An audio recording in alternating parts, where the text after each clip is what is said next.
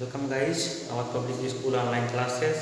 इस वीडियो में हम molecular basis of inheritance chapter के अंतर्गत डीएनए का अध्ययन करेंगे। इस वीडियो में हम डीएनए और उसके स्ट्रक्चर के बारे में जानेंगे। तो जैसा कि आप जानते हैं कि जो डीएनए होता है, आपको पिछली वीडियो में बताया गया कि डीएनए हमारे न्यूक्लियस या फिर न्यूक्लियस के बाहर, सपोज दैट ये कोई सेल है और बीच में ये न्यूक्लियस, तो जो न्यूक्लियस है उस न्यूक्लियस के भीतर भी डीएनए पाया जाता है और इस न्यूक्लियस के साथ साथ माइटोकॉन्ड्रिया में भी डीएनए पाया जाता है। ऐसा डीएनए जो हमारे न्यूक्लियस में पाया जाता है, न्यूक्लियस केंद्रक के भीतर में पाया जाता है, उसको हम न्यूक्लियर डीएनए बोलते हैं। और जो डीएनए माइटोकॉन्ड्रिया के भीतर पाया जाता है उसको हम माइटोकॉन्ड्रियल डीएनए बोलते हैं। तो यहाँ पर सबसे पहले हमको जानना ये है कि डीएनए कितने प्रकार का है, उसके फंक्शन क्या क्या हैं और डीएनए आखिर है क्या। तो डीएनए एक ऐसा जेनेटिक मटेरियल है, अनुवांशिक पदार्थ है जो सूचनाओं को माता पिता से उनकी संतानों तक पहुंचाता है और उन सूचनाओं को कोड कौन करता है, जीन्स। उन सूचनाओं को जीन्स कोड करते हैं और यही जीन हमारे लक्षणों को भी निर्धारित करते हैं। और आपको बताया गया है कि जो जीन होते हैं वो डीएनए के जो छोटे छोटे खंड होते हैं उन्हीं को हम जीन्स बोलते हैं। तो आइए यहाँ पर हम सबसे पहले देखते हैं इसका टाइप्स, प्रकार। अगर हम इसके प्रकार के बारे में विचार करें तो हमको दो प्रकार का डीएनए मूल रूप से मिलता है, जिसमें पहला है सर्कुलर डीएनए। सर्कुलर मतलब वृत्ताकार, गोलाकार, जो आप कह सकें वृत्ताकार डीएनए। और दूसरा है लीनियर डीएनए। लीनियर का मतलब होता है रेखीय या फिर रेखा के आकार का, जिसको हम रेखाकार भी कभी कभी बोलते हैं। तो दूसरा हमारा जो डीएनए है वो रेखाकार डीएनए। तो ये दो प्रकार के डीएनए पाए जाते हैं, जिसमें से जो पहला अर्थात सर्कुलर डीएनए है उसका जो आकार होता है सर्किल के आकार का, वृत्त के आकार का, गोल आकार का डीएनए होता है। और ये जो सर्कुलर डीएनए है ये मुख्य रूप से प्रोकैरियोटिक सेल्स में पाया जाता है। Prokaryotic cells. प्रोकैरियोटिक सेल्स क्या होती हैं ये भी आपको पहले बताया जा चुका है। प्रोकैरियोटिक सेल्स ऐसी सेल्स होती हैं जिनमें सुविकसित केंद्रक नहीं पाया जाता है। इसको हिंदी में हम बोलते हैं अकेंद्रकीय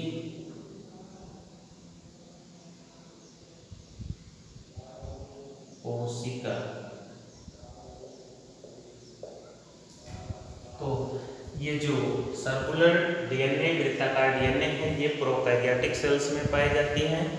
प्रोकैरियोटिक सेल्स का सबसे साधारण एग्जाम्पल है बैक्टीरिया और साइनोबैक्टीरिया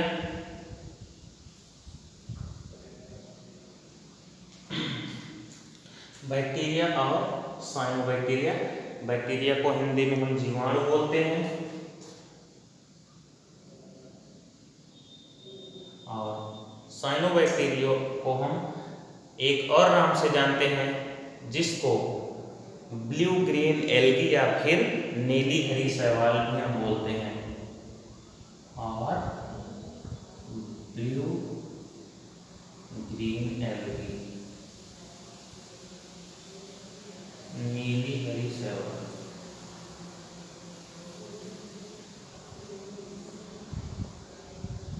या नील हरी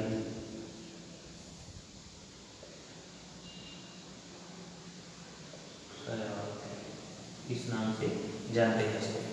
तो यहाँ पर बैक्टीरिया और साइनोबैक्टीरिया ये दो ऐसे ऑर्गेनिजम्स हैं जो प्रोकैरियोटिक होते हैं और इनमें जो न्यूक्लियस होता है वो पूर्ण विकसित नहीं होता है और इन्हीं सेल्स में अर्थात बैक्टीरिया साइनोबैक्टीरिया जो कि एग्जाम्पल है प्रोकैरियोटिक सेल्स के, इन्हीं जीवों में ये सर्कुलर डीएनए पाया जाता है।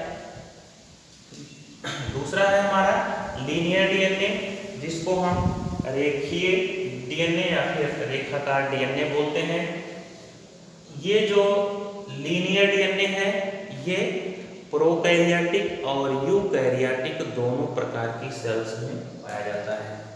तो ये जो डीएनए है प्रोकैरियोटिक प्लस यूकैरियोटिक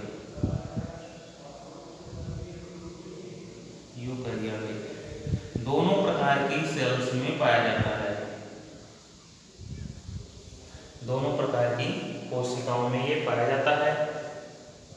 और पहले ही हमने आपको बता दिया है कि जो डीएनए न्यूक्लियस में पाया जाता है, केंद्रक में पाया जाता है, उसको हम न्यूक्लियर डीएनए बोलते हैं। और ऐसा डीएनए जो माइटोकॉन्ड्रिया के भीतर पाया जाता है उस प्रकार के डीएनए को हम माइटोकॉन्ड्रियल डीएनए बोलते हैं। अगर हम इसके स्ट्रक्चर की बात करें, स्ट्रक्चर ऑफ डीएनए, डीएनए की संरचना, अगर हम इसके डीएनए के स्ट्रक्चर के बारे में बात करें तो डीएनए को हम बोल सकते हैं कि DNA is a long polymer deoxyribonucleotide, अर्थात डीऑक्सीराइबोन्यूक्लियोटाइड का बहुलक होता है डीएनए। यहाँ पर एक टर्म यूज हुआ है बहुलक। बहुलक क्या होता है? जिसको हम पॉलीमर बोलते हैं और इस प्रोसेस को पॉलीमराइजेशन बोलते हैं।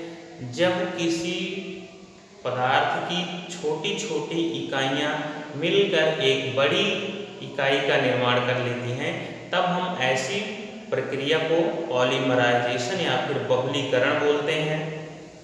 और ऐसी जो उसमें इकाइयाँ शामिल होती हैं जिनकी वजह से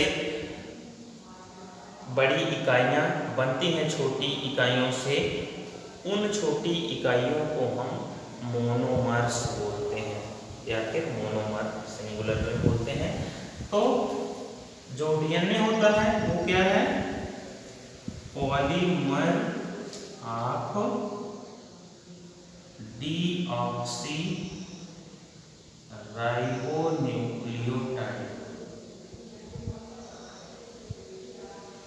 अब इस टर्म से आपको ये क्लियर हो जाता है कि जो डीएनए है वो डीऑक्सीराइबोन्यूक्लियोटाइड का बहुलक होता है, यानी कि जो हमारा डीएनए होता है वो डीऑक्सीराइबोन्यूक्लियोटाइड से मिलकर बना होता है। तो अब हम देखते हैं कि ये डीऑक्सीराइबोन्यूक्लियोटाइड कैसे डीएनए का फॉर्मेशन करता है। तो सबसे पहले हम देखते हैं कि जो हमारा ये डीऑक्सीराइबोन्यूक्लियोटाइड है वो किन किन चीज़ों से मिलकर बना होता है। तो इसके लिए न्यूक्लियोटाइड के लिए सबसे पहले pentose sugar, pentose sugar 5 carbon वाली शुगर। दूसरा फॉस्फेट, और एक और चीज जिसको हम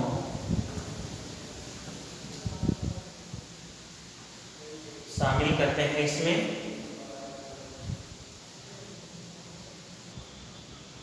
वो है nitrogenous base. Nitrogenous base, nitrogen के समाक्षार। तो हम जानते हैं कि अब यहाँ हमने सीखा कि जो डीएनए का फॉर्मेशन होता है वो डीऑक्सी राइबोन्यूक्लियोटाइड से इसका फॉर्मेशन होता है। अब हम यहाँ पर देखेंगे कि डीऑक्सी राइबोन्यूक्लियोटाइड कैसे बनती है। तो डीऑक्सी राइबोन्यूक्लियोटाइड के लिए न्यूक्लियोटाइड के निर्माण के लिए क्या क्या लगते हैं? पेंटोज शुगर, फॉस्फेट और नाइट्रोजिनस बेस। एक मिनट इसको थोड़ा नीचे लिख देते हैं, थोड़ा आप आसानी से समझ सकेंगे।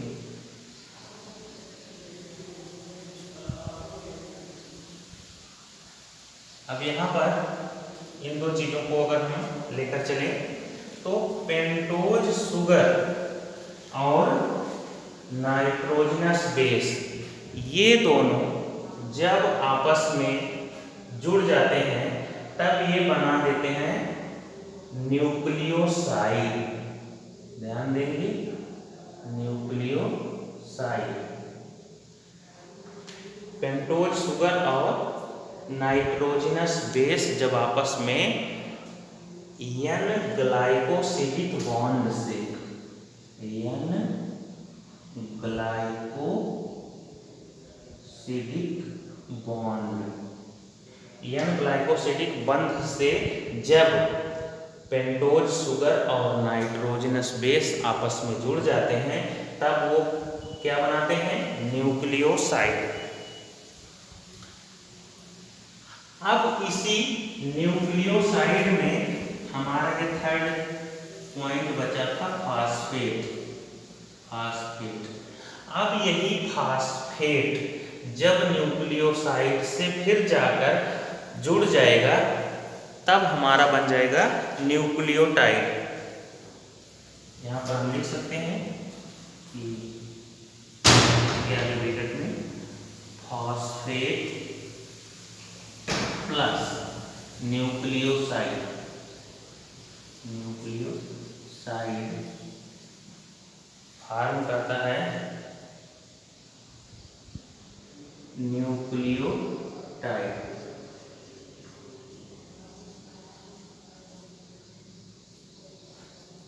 ये न्यूक्लियोटाइड।